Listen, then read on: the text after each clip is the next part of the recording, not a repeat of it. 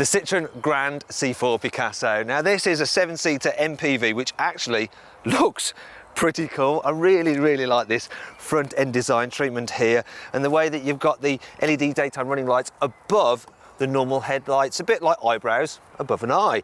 But many other cars actually have that the other way around, which when you think about the layout of the human face, well, it just looks a little bit odd. This is a super stylish car, you know, a family car which you can be proud to own. This thing continues on the inside. Now, I really like the interior design of this Picasso. So you've got this swooping dash, it's got this two-tone effect, and it's all very minimalist because most of the car's controls are actually done through the touchscreen, and the quality in your eye line is pretty good, though when you do feel a bit lower down, some of the plastics are a touch scratchy, but then it's actually quite a good value car. And the trim to go for is the exclusive model, so it gets stuff like this big digital display which the kids can see from the back, so they like that. And you also have things like front parking sensors, a reversing camera, climate control and satellite navigation. Now, to be brutally honest, Citroen sat-nav isn't that great, and if you click in the top right corner of the screen on the card, you can see our full review of it and have another look around this car's cabin, and you'll notice that, well, cubby spaces are a bit hit and miss for an MPV. So there are some clever storage solutions like there and some big storage area down here, but then the glove box, it's tiny, you can barely hold the car's manual, and the door bins aren't quite as big in the front nor the back as you'd expect on a car like this. Speaking of abilities to carry stuff, in other ways, the Picasso is absolutely huge. If you fold down all the seats, it's as big as a van. You can move house using this car. I mean, look at that. You've got a nice flat load bay, there's no load lip to lift stuff over, and the load height is quite low, so it's easy to lift things into the back. Now, if you want to carry some people, you have to then fold up these chairs, and well, it's a bit of a faff. You've got to fold these back over. It's not the most elegant system in the world. Push these back, got the seats in place now, and as you can see, there's still an absolutely massive boot there. You can carry people and lots of stuff. You want to turn it into the 7-seater, you have to fold this. This car, it's like a game of origami, really. Put these seats up, put them back down, and that's the boot you're left with. So not particularly big, you can't carry 7 people and their things.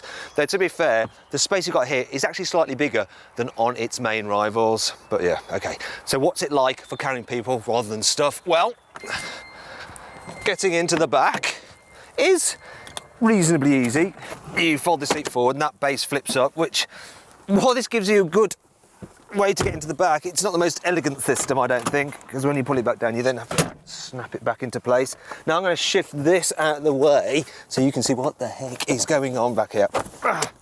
Oh gosh, I tell you, these seats can be a right old pain. Now, with me in the back seat, you can probably see, well, I haven't got much headroom at all. Adults aren't going to like it back here, even though legroom is actually all right. Another interesting thing is the person on this side has a cup holder, but, well, the person here doesn't, so poor them, hey? Now I'm going to get into the middle seat.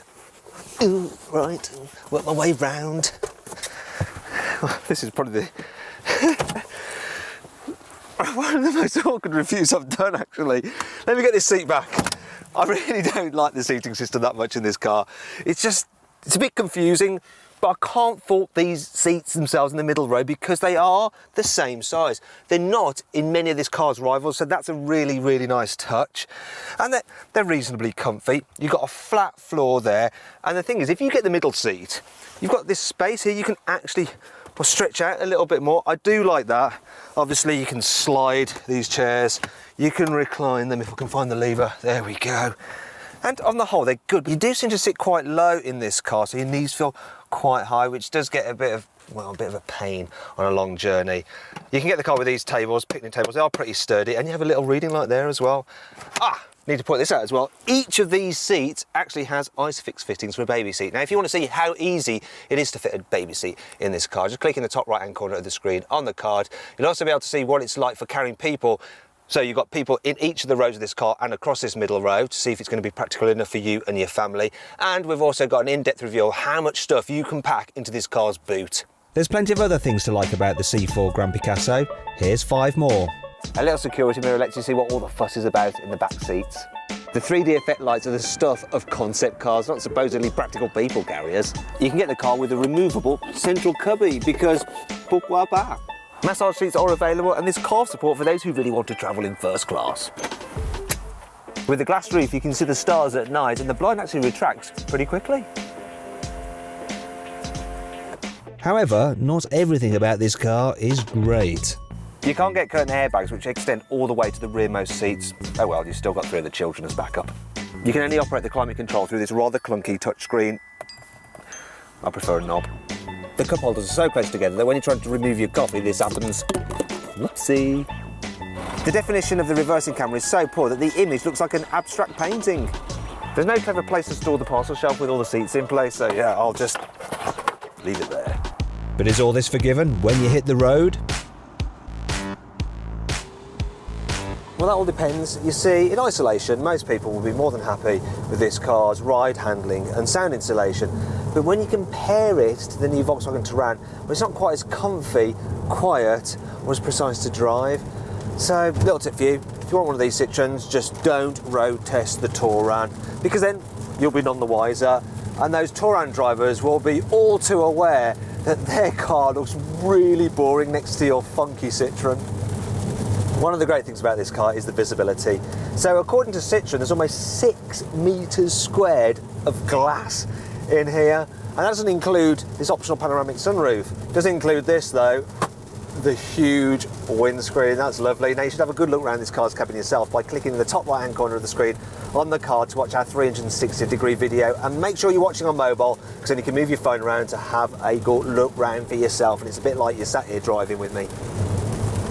As for engines, well, for most people, the 1.6 litre diesel with 120 horsepower will be the best choice in the range because it's more than fast enough and it gives good economy. According to Citroen, 74 miles per gallon.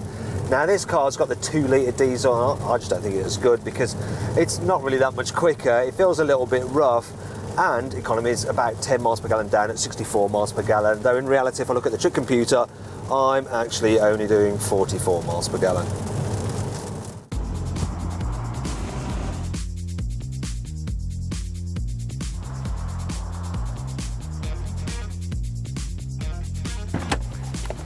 So then, overall, what do I think of the Citroen Grand C4 Picasso? Well, the rearmost headroom is just a little bit too tight for adults, and that seating mechanism, just a bit of a faff.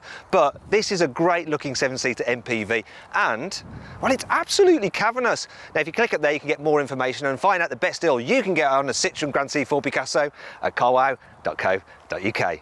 Thanks for watching. If you click over there, you can watch our group test video between the Citroen Grand C4 Picasso, the new Volkswagen Touran and the Kia Carens. And if you enjoyed this video, please like it, share it and subscribe to our channel. Now, did you spot the Easter egg in the video? It was the self-portrait of Pablo Picasso.